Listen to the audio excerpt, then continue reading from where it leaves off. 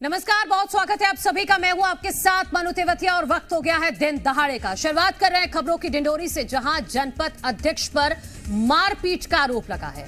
रेत नाका कर्मियों से मारपीट का वीडियो वायरल हो रहा है। चरण सिंह धुर्वे समेत समर्थकों पर मारपीट का आरोप लगा है। मारपीट के बाद मौके से रेत नाका कर्मी भाग गए। जनपद अध्यक्ष ने रेत नाका कर्मियों का पीछा किया।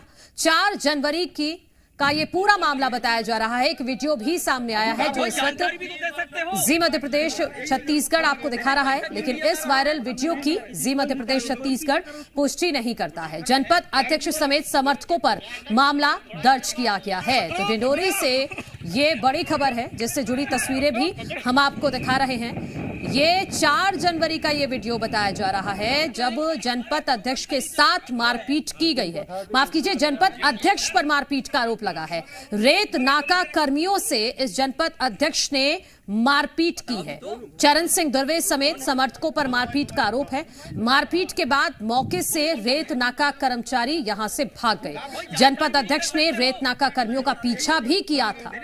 4 जनवरी का ये वीडियो बताया जा रहा है। हालांकि जी मध्य प्रदेश छत्तीसगढ़ इस वायरल वीडियो की पुष्टि नहीं करता। अभी ये जांच का विषय है कि ये वीडियो कब का है और क्या वहां पर हालात बने कि ये मारपीट तक बात पहुंच गई। जनपद अध्यक्ष समेत समर्थकों पर फिलहाल मामला दर्ज कर लिया गया है।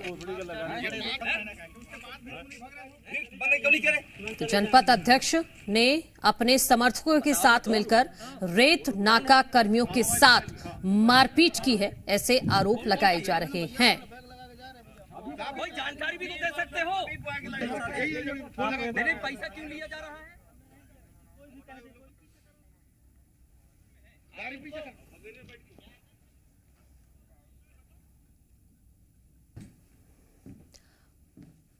और इसी बीच ग्वालियर से सबसे बड़ी खबर, प्रदेश में अब तक का सबसे बड़ा डिजिटल अरेस्ट का मामला सामने आया है। इंस्पेक्टर को 32 दिनों तक डिजिटल अरेस्ट कर रखा गया।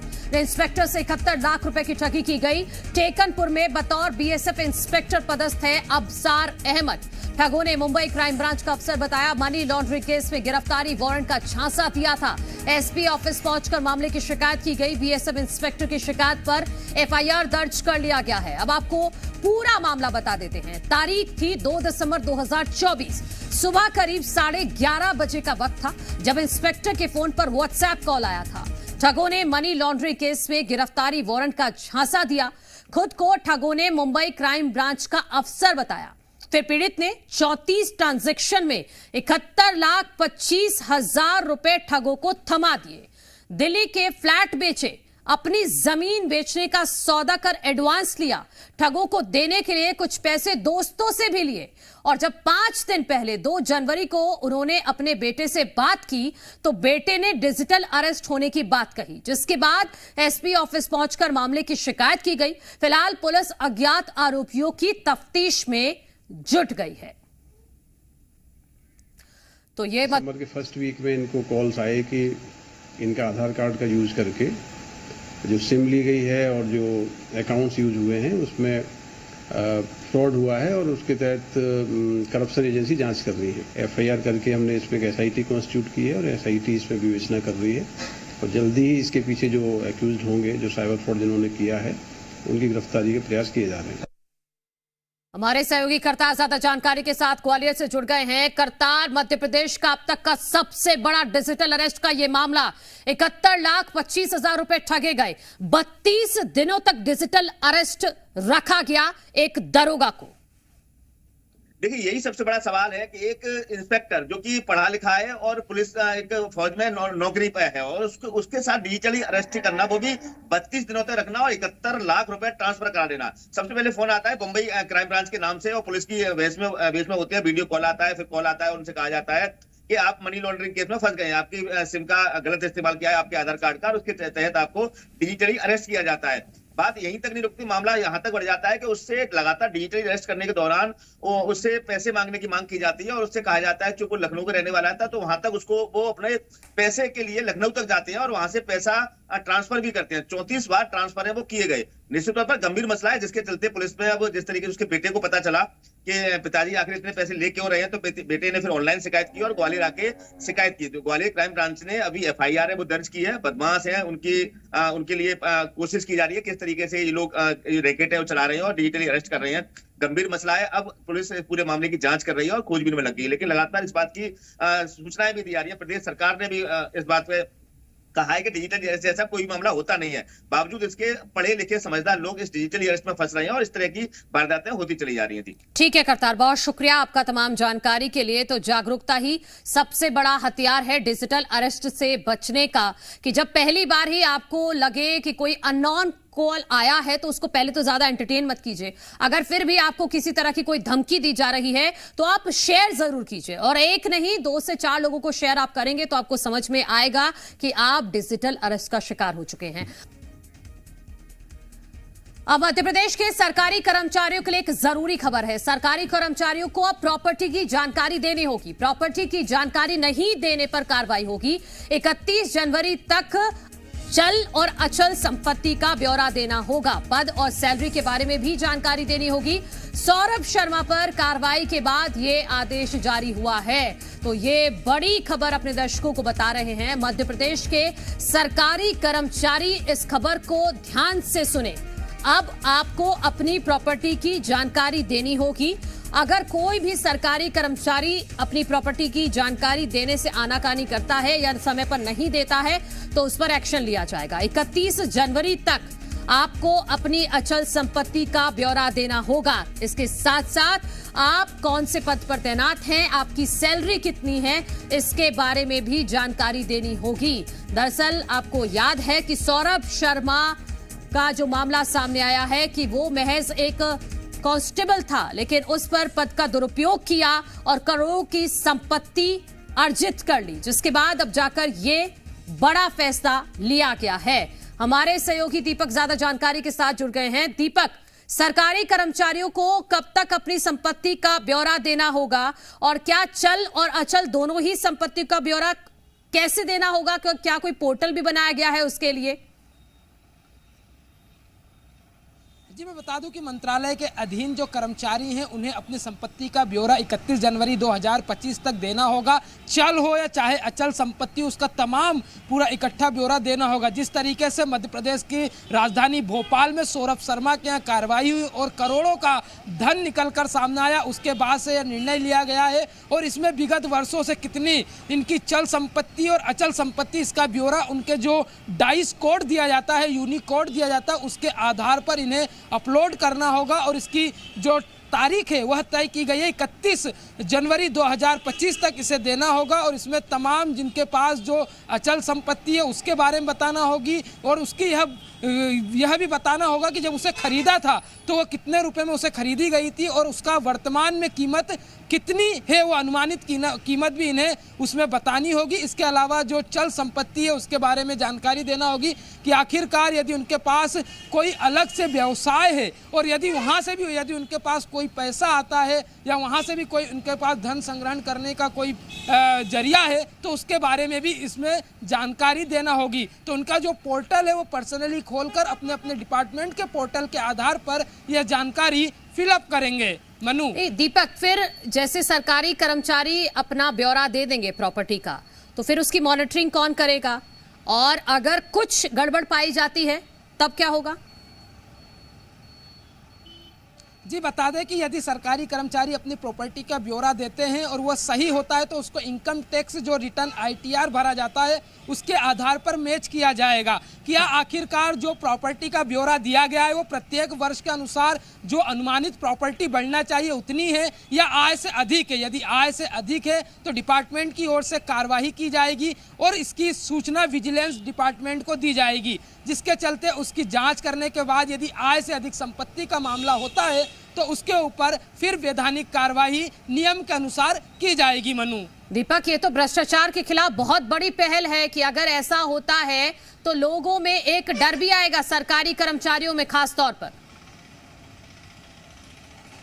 जी भ्रष्टाचार के खिलाफ ये बहुत बड़ी पहल है और यह कह सकते हैं कि यदि कोई आम व्यक्ति काम कराने जाता है तो घूसखोरी के मामले अधिकतर सामने आते हैं। और आप देखते भी हैं प्रदेश में आए दिन लोकायुक्त की टीम हो, ईओडब्ल्यू की टीम हो, आईटी की टीम हो, ईडी की टीम हो, कार्रवाई करते हुए इन घूसखोरों के खिलाफ नजर आती है। कई बार तो सीबीआई तक इसमें इन्वॉल्व होकर रंगे हाथ पकड़ती, तो कहीं ना कहीं भ्रष्टाचार पर बड़ी लगाम लगेगी। मनु, बिल्कुल दीपक, बहुत शुक्रिया फिलहाल आपका तमाम जानकारी के लिए दीपक।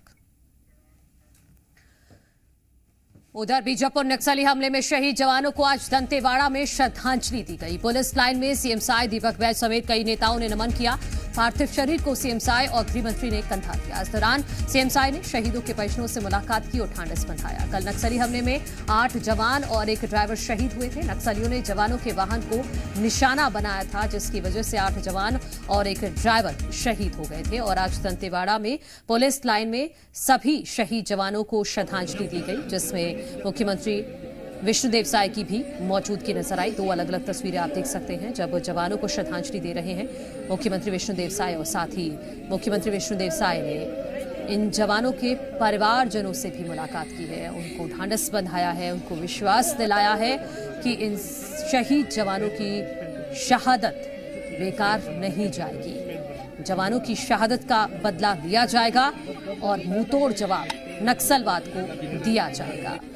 दंतेवाड़ा में सभी शहीद जवानों को श्रद्धांजलि दी गई।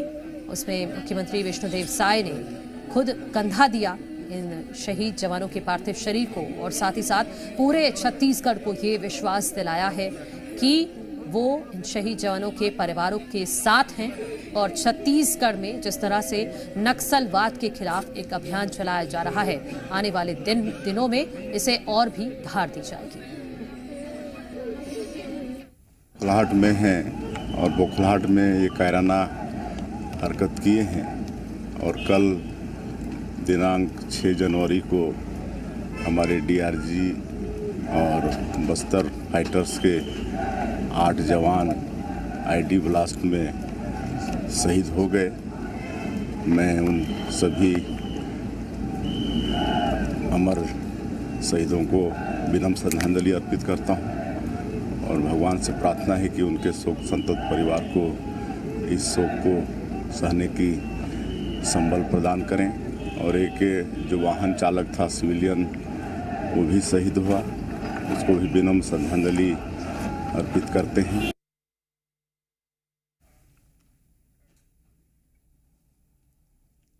वहीं दंतेवाड़ा में दीपक बैज ने शहीदों को श्रद्धांजलि दी। कानून व्यवस्था पर दीपक बैज ने सवाल उठाए हैं। जवानों की जान के साथ खिलवाड़ हो रहा है, यह आरोप लगाया है दीपक बैज ने। चूक और लापरवाही से जवान शहीद हुए हैं। आदिवासियों की हत्या से शांति नहीं हो सकती, सरकार को सावधान होना होगा, फर्जी एनकाउंटर बंद करने चाहिए, ये दीपक बैज ने कहा है।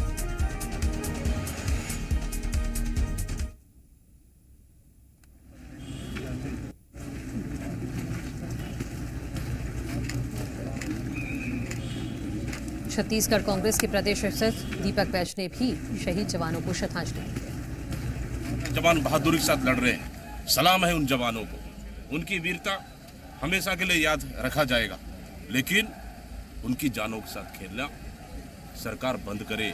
उनकी जान की हिफाजत करना भी सरकार का जवाबदारी है, न कि उनकी जान जोखिम में डालकर सरकार इस तरह की सुरक्षा में चूक करे। इसका जवाबदार कौन है?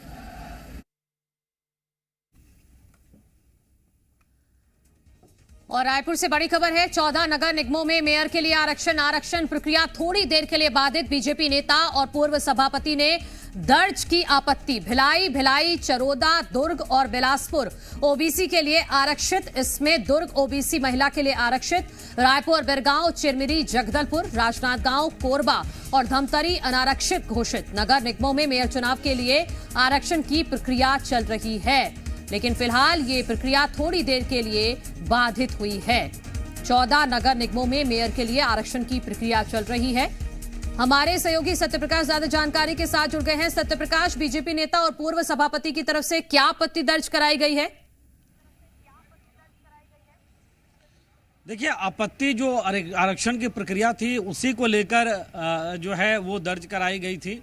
और ये बताया गया था कि पहले जिस तरह से नगर निगमों को अनारक्षित किसी को रखा गया था महिला के लिए, कोई अनारक्षित था पुरुष के लिए, कोई ओबीसी के लिए था, उसमें किसी तरह की कोई खामी निकाली जा रही थी। हालांकि उसे शॉर्ट आउट कर लिया गया। नगर निगमों में आरक्षक की प्रक्रिया पूरी हो चुकी है अब।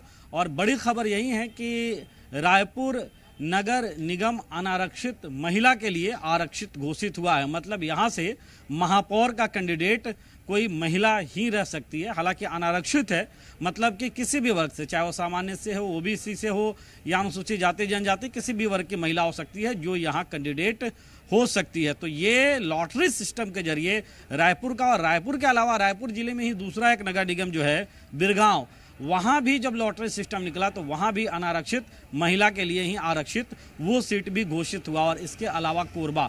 तो ये 3 ऐसे नगर निगम जो हैं, ये नगर निगम अनारक्षित महिला के लिए, चूँकि सामान्य में अनारक्षित में 7 सीटें आ रही थी, 14 टोटल नगर निगम है उसमें से, तो 14 में 3 महिला के लिए होने था, जिसमें एक रायपुर नगर निगम भी हो गया है।